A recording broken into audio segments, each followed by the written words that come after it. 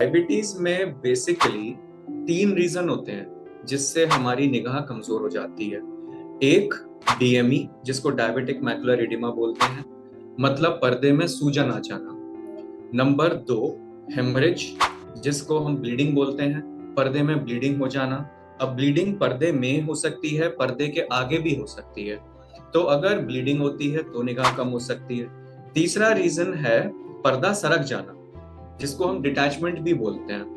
वो TRD, ट्रैक्शनल retinal detachment हो सकता है, कंबाइंड रेटिनल डिटैचमेंट हो सकता है, डिपेंडिंग ऑन कौन सी स्टेज में पेशेंट है। बट बेसिकली ये तीन रीजन होते हैं: पर्दे में सूजन, पर्दे में ब्लीडिंग और पर्दा सरक जाना। निगाह इन तीनों की वजह से कम हो, किसी भी रीजन की वजह से कम हो, वापस आ सकती है अगर टाइमली ट्रीटमेंट कराएंगे तो।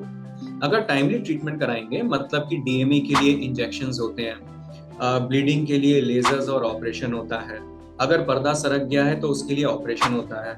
अगर आप इंजेक्शन, लेजर या ऑपरेशन, डिपेंडिंग ऑन आपको इन तीन में से क्या प्रॉब्लम है, टाइमली करा लेते हैं, ज्यादा टाइम नहीं अगर वेस्ट करते हैं, तो डेफिनेटली आपकी निगाह वापस आती है।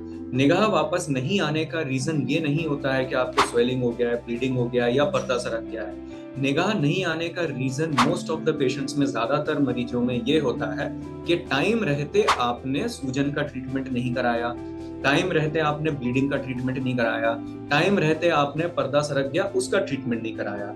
तो अगर टाइमली ट्रीटमेंट करा लेते हैं इमरजेंसी बेसिस पे, immediately, same day, next day, within 1 week, max to max within 1 month, तो आपकी निगाह, अच्छी खासी निगाह वापस आ सकती है।